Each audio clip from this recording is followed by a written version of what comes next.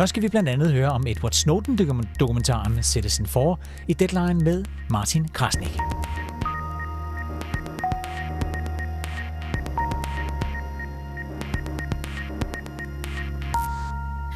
Journalisten Laura Poitras var en af de første, som whistlebloweren Edward Snowden kontaktede, da han ville have oplysninger om masseovervågning ud i offentligheden. Hun har fulgt ham lige siden han gemte sig i Hongkong og derefter fik asyl i Rusland. Hun mener, at det er nu, vi skal se at vågne op og erkende, at den her overvågning er en stor trussel mod demokratiet. Laura Poitras er gæst i aften. Velkommen til Deadline.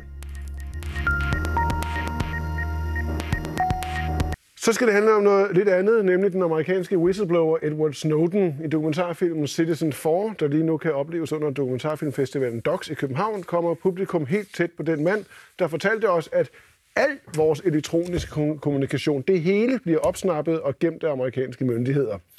Fra et hotelværelse i Hongkong kan man se på filmen, man forbereder Snowden sig på at lukke op for det hemmeligste af det hemmeligste, den amerikanske sikkerhedstjeneste NSA. Men som kritikken også har lyttet, kan den indsigt måske bringer amerikanernes sikkerhed i fare, så hvorfor overhovedet risikere både sin egen personlige sikkerhed og også sine medborgers sikkerhed i jagten på den her store sandhed og massiv overvågning, som vi måske aldrig helt slipper for? I'll come out just to go, hey, you know, this is not a question of somebody skulking around in the shadows. Yeah. These are public issues. These are not my issues. You know, these are everybody's issues. And I'm not afraid of you. You know, you're not going to bully me into silence like you've done to everybody else. And if nobody else is going to do it, I will. And hopefully when I'm gone, whatever you do to me, there'll be somebody else who'll do the same thing. Det lyder grangiveligt som helt rene hensigter, men der er jo ikke alle, der tror på de her rene hensigter. Tidligere i dag havde jeg besøg af dokumentarfilmens instruktør Laura Poitras. Hun var med Snowden helt fra begyndelsen i den her proces, og jeg spurgte hende først, hvad hun mener om påstandene om, at Snowden måske kan have solgt oplysningerne eller givet dem til Rusland i bytte for politisk asyl. Yeah, it's a completely absurd argument. I mean, why would somebody who have the motive meet with journalists in Hong Kong and give the information to us? I mean, clearly his motive was he saw things that he felt that in a democracy, people should know that the government should not, in secret, be conducting programs that have no democratic oversight. Right. But I think what some politicians, and this is quite high-ranking parliamentarians in Denmark and also elsewhere, saying that it's logical if he receives some kind of political asylum from the Russians, of course they've got something in return. No, it's completely absurd. I mean, really, first of all, the fact that he is in Russia was never his choice. He was actually transiting through, and his passport was revoked by the U.S. government. So the reason that he's there is because the U.S. government revoked his passport. And he sought asylum like people seek asylum all over the world. Yeah. I mean, you have dissidents in China that seek asylum in Europe. I mean, this happens. You go through an asylum process. He had somebody there with him the whole time, Sarah Harrison, who observed everything that happened, and it's completely illogical. Because given the choices, if he wanted to share information with any government, he would go to the government. He wouldn't come to journalists. He wouldn't meet with me and Glenn. Can you be sure that he didn't make any deal with some kind of deal with the Russians? For sure. How can you be absolutely sure? Because he was with somebody. Sarah Harrison was with him and stayed with him all the time. And she was the one who submitted her applications, and actually not just to Russia. She submitted it to many countries, and for different reasons. I mean, this is where he has asylum now, but there was somebody with him the whole time. So it's simply what happens every day. People seek asylum in countries. But why would the Russians then do it? I mean, what would they... think about it. I mean, politically, it's, I think they felt that it was in their favor to do it, So they are, in a way, using him against the Americans. What I'll say is that he has asylum there, and he's not, and that's the extent of it. And there's nothing more to be read into it. And I really, because this is somebody I know, and I mean, he put his life on the line because he felt that there was information that in democracies we should know about. Okay, and this is not the main point of this interview either. I'm just going to ask you this for the record. The first person that Snowden, or one of the first persons that Snowden contacted was you. How do you see your own role, or has your view on your own role in this whole story changed over time? So, as you say, at first he actually tried to contact journalist Glenn Greenwald, but Glenn didn't have encryption, and then he reached out to me.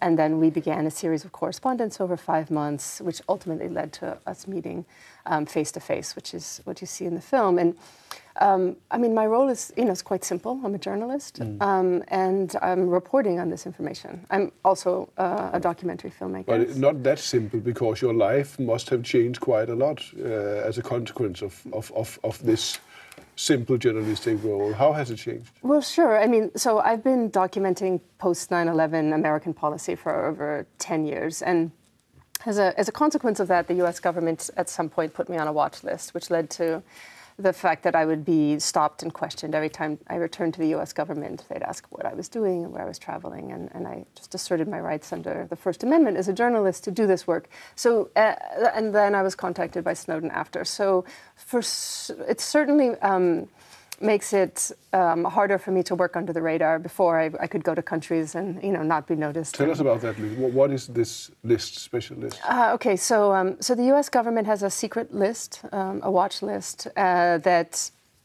where people are put on it, and depending on where internally they have people are nominated by people who are watch listers, and then you get put on a watch list. And the thing that's really frightening about a watch list is that there's no due process attached to it. So there's no way you can find out why you've been put on it or how to get off of it. So it's really like being in a... Is it illegal?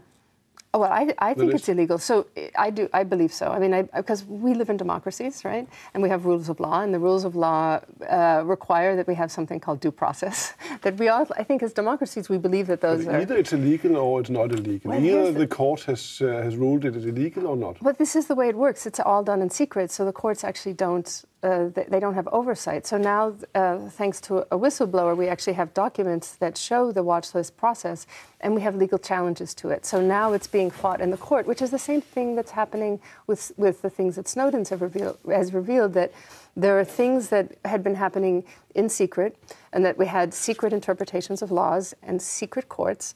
And now, because there are documents coming forward, it's being litigated. Okay. And so I would say that it's illegal because it happens in secret without any democratic oversight. Right.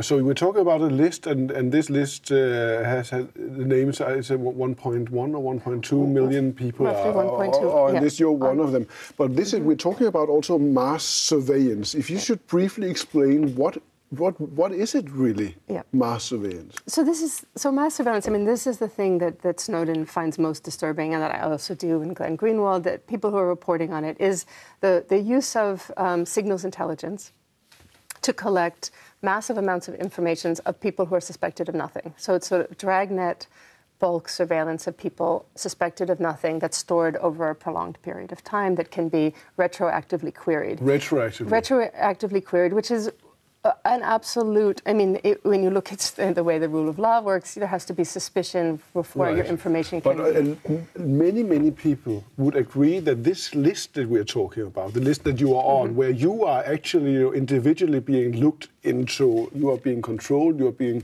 surveyed, this is not the same as everybody being surveyed. A mass surveillance of everyone, get the gathering of every kind of information. It's simply morally, politically, ethically, legally not the same.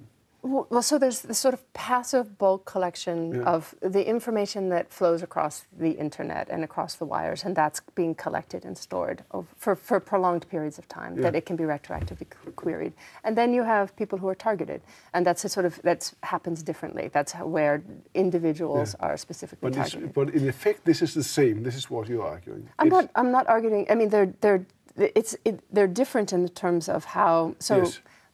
For instance, as a journalist, you potentially could be targeted because the government might be interested in who you're talking to. Right. So that means that your name is, specifically being listed, as opposed to it's this sort of bulk automated. Yeah. But it's just as undemocratic, to use that term, to have this bulk surveillance, mass surveillance, as a direct individual surveillance of individual persons. I think on a case-by-case basis, of course, I think that bulk suspicionless surveillance is undemocratic. Yeah. Yes, I would agree with that, and I think that most European countries would also agree with that. I mean, that there are laws that protect people's privacy. So why should this be a concern to everyone? Because what you're seeing is, of course, in some countries, in Germany, for instance, also at some in some level in Britain, and also on a rising level in the States. But in many countries, there isn't really any public outrage over this. Because if everyone is individually surveilled, as this is what you're saying, there should be, but there isn't. Well, I mean, first of all, again, I would say we live in countries that have rules of law, right? And so it's not always about popular opinion, right? But that people have rights to privacy. So and that there should be the government should have some suspicion before it collects your data. So it's not just about opinion; it's about that it's a violation of laws. You know, in the U.S., I mean, one of the things that they do, or what the NSA, one of the tricks, they use a lot of legal tricks where they say, well, we've collected it, but no analyst has actually looked at it, and therefore it's not surveillance. But it's an absurd argument. Why is it absurd? Because the information is all there in a pool, so they can go back in time and look at something. If they need it. Yes, but then it's still a violation of basic principles of due process and having suspicion before you can search anything. You know what Danish politicians are saying about this? Or they're saying it's the same sentence, so it's possible to make a kind of a puzzle. Let's look at how it sounds. Det allervigtigste for mig er igen at understrege, at PET ikke har grund til at tro, at der fra amerikansk side gennemføres ulovlig overvågning rettet mod Danmark eller danske interesser. What do you think of this exact phrase? Well, I think there's a lot of word games happening. I mean, the similar thing happened, I reported on Angela Merkel's cell phone being, and the US government, in its way of responding, said, we are not and will not, you know, and they don't say whether or not we have. So we don't know what is happening, so there's no need to concern. This is what they're saying. So the way but you're saying we do know what's happening. I'm saying that we should be concerned because of the way that the internet works. So if the traffic maybe is not collected here, but the way the internet works, that they're collecting it at other locations, and this is what bulk, you know, mass surveillance does. This is happening, of course. So let me give you a specific example. So I reported on one document, which was a 4-year plan called the Signals Intelligence Plan. And the NSA talks about its sort of goals. And it describes that with the emergence of the internet, that we're living in the golden age of signals intelligence. And it talks about desire to sort of change laws so that they can collect more information. And that their goal is to collect as much as they can and to store it as long as they can. And this is happening because it's technological possible. I mean, this is the point, isn't it? It's happening because they can. Isn't it a fact then, no matter how much you report it and how much we're talking about it in TV programs and writing about it in newspapers, creating public outrage, it's just going to continue because they can. Isn't that just a fact? But I think that's actually a very pessimistic worldview. I mean, I do think that if countries are engaging in activities that don't have democratic oversight, that it's a problem. But I think that what we're seeing is actually some shifts that are already happening in the technology industry, because I think the big companies of the world know that European citizens don't want to feel that their information is being shared with the US government. So we're seeing them already doing things using encryption. So there are technical ways in which privacy can be maintained without waiting for policy. Until they're breaking this encryption. But well, I mean, math is hard to break. I mean, you know, of course they're trying, but right now they don't. So you believe that this actually can change? I think right now people can use encryption and secure their information. We don't need to wait for our governments to change their policies. But I also think, I mean, I live right now in what was former East Germany, and this was the most notorious surveillance state, you know, and it's changed now. I mean, so the country has changed. So you have to believe that countries can change. I mean, I live in the U.S. And you know, we've been engaged in 13 years of war. I'm pessimistic right now, but I have to believe that it can change, right? That someday we'll sort of rein back some of these programs. And I think that what we're seeing with surveillance is part of this overreach into, you know, that takes away from people's civil liberties.